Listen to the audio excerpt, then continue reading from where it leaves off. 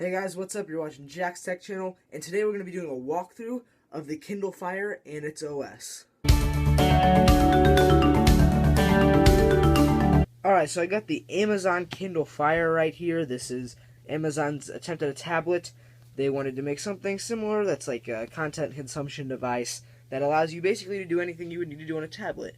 And this is Amazon's attempt at making one. So we're going to go ahead and kind of just do a walkthrough of the iPad and the OS. So to start out, we're just going to go ahead and take care of the specs. So the device itself is 7.5 inches long from top to bottom, and the screen is about a 7-inch display.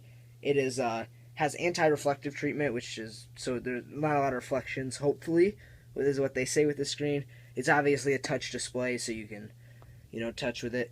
It is 1024 by 600 pixel resolution, and it has about 169 pixels per inch.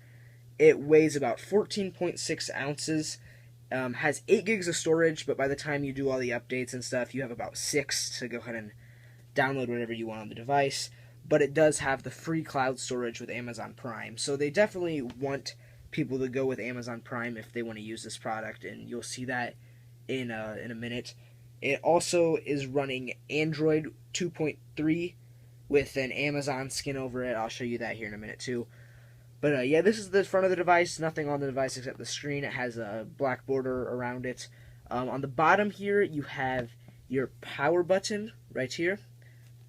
Go ahead and turn that on. As you see, it glows up green when it's on. It's red when it's low. It also has a USB charging port and a headphone jack.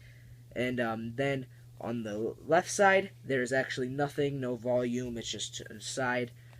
Top, there are 2 speakers, which is actually weird because it's like they're flipped from the iPad. I'm a huge Apple user, so it's definitely weird for me going from speakers up here, power button down here, where normally the power button should be on the top of the device. And I actually hate the placement of the power button. It's very annoying.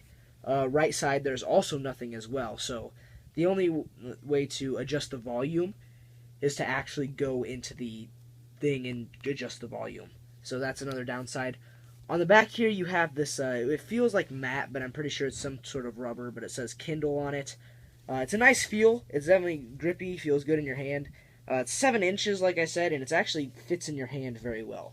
We're going to go ahead and get into the device.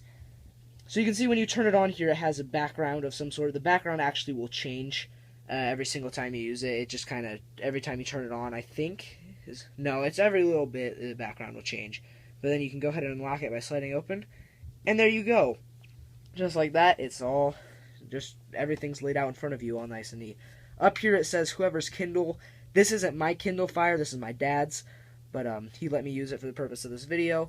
Then you have the clock up here. You have a settings app up here, which allows you to, if you can touch it, there we go. The buttons are very small and hard to touch, is one thing I've noticed with this already. But here you can have an unlocked or locked mode. Basically, it's to adjust, like, the if you don't want the screen to rotate, because it can rotate this way and that way, but you can lock it or unlock it with that. You have your volume, which you can, I don't know what just happened there. Let me go ahead and go back and open up the settings again. You have volume right here where you can adjust the volume of the device. Again, no volume rockers on the side. So you have to do it in the Kindle. It's actually very annoying when you want to try to adjust the volume. Brightness, you can go ahead and do that and adjust the brightness of the screen. I have it set to this just for the video, but normally I'll do it a little bit lower just to conserve battery life. Speaking of battery, it's also about an 8-hour battery in this thing, so it's a fairly decent one. We have the Wi-Fi tab here. You can sync it wirelessly without plugging it in. And then you have more, which gives you even more settings. You have help, feedback, my account. You have parental controls, so if you give this to your kid to use, you can put on some controls on it. You have sounds, display, security, applications, date and time, wireless network, Kindle keyboard, device, legal notice, and terms of use. So you have all these different settings that you can use if you desire. Most of the time I don't really get involved in the settings, just kind of leave it what it is. Okay, so then up at the top here you have a search bar that gives you quick search into the web browser on the thing. The keyboard on the Kindle Fire is very nice. It's very well laid out. I definitely like the keyboard on this. It's a lot better than the stock Android keyboards that come on, because this is Android except with Amazon skin, like I said. So the keyboard is very nice. I definitely Like this keyboard, I don't think there's anything really wrong with it. You have the numbers, switch it back and forth. It has a little sound effect. So yeah, then you can close out of the search.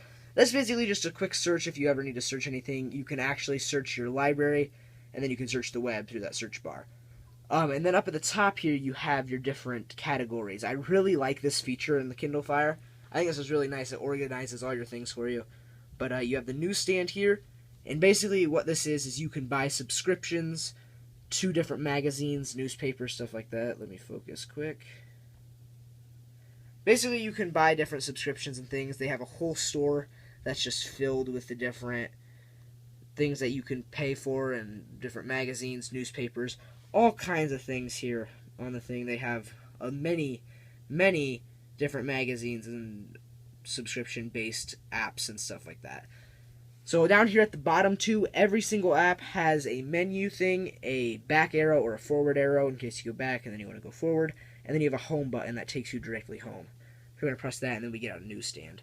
But newsstand will basically just align your stuff. We have a subscription to USA Today right there, and it just puts it in the newsstand. You can have a lot of rows of just whatever you would like in your newsstand.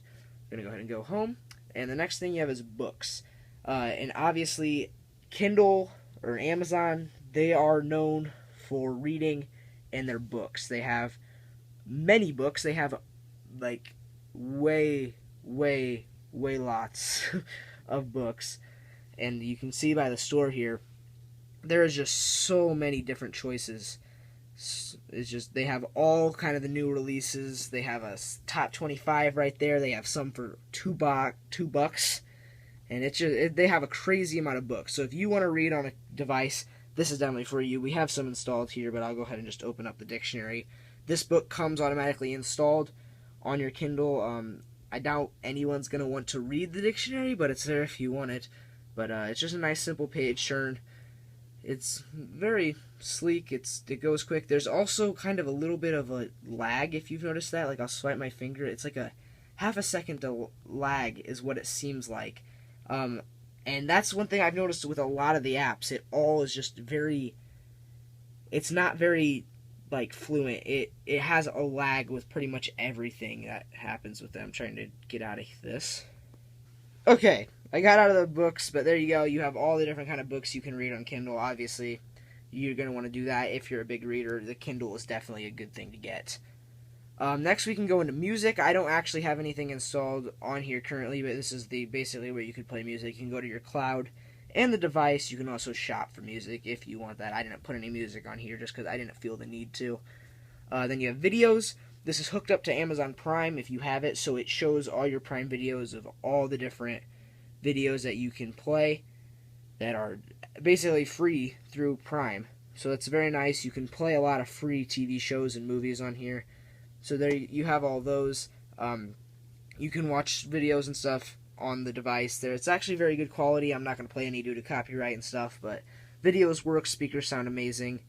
And yeah, so now we have docs. Basically what you can do is you can send documents to other people, and if you get sent documents, they show up here. So you obviously get a Kindle Fire user's guide as a document when you first get the Kindle, just to kind of explain how to use the Kindle. So that comes with the documents. We'll go back home. You have your apps. This is the apps that I have installed on here, or we have installed. Then you can also go to your cloud and see all the other apps that you've installed. So if you don't have any that are installed on the device, you can still see which ones you have. They have a pretty big app store. Oops, I pressed something. They have a huge app store. It's not as big as Apple's, but it has a lot of games. It's Amazon's own app store. It's not through the Android thing, so Amazon has to get all of their apps. Just they have to create their own app store. Very nice. They have a lot of games. Most games that you'd want are on here, so they have a lot of free. They have a lot of paid, and there's just overall a lot of good things you can get. Most of them are games, as you can see here, but yeah, that's basically the app store. Then you have your web browser. This is one thing that I really was curious to see if the Amazon Kindle Fire would actually do well with, and it's actually a very good web browser. I'm just going to go ahead and go to Google here quick, pull it up. It's very fast. They use this thing called Silk, they say, and basically the internet runs through their servers, and supposedly it's supposed to be faster.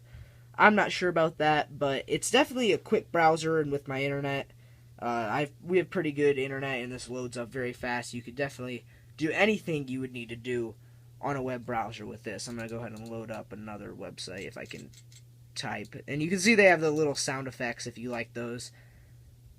There we go. See, it's very, very fast web browser. It works very well. No complaints about the web browser.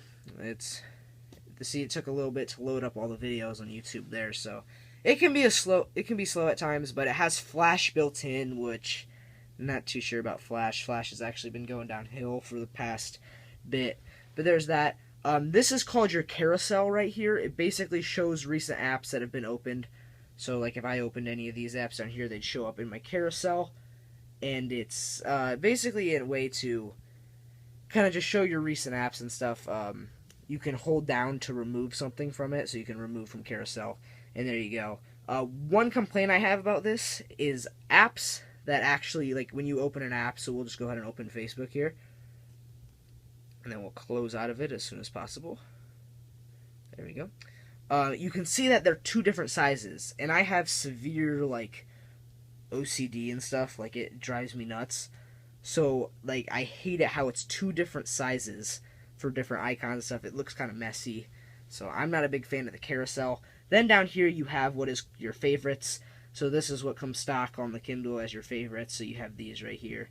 Alright, so that's been my kind of walkthrough of the OS on the Kindle Fire. Hopefully you enjoyed it. If you liked it, make sure to hit the like button, subscribe for more videos, and I will see you guys in the next video. Goodbye.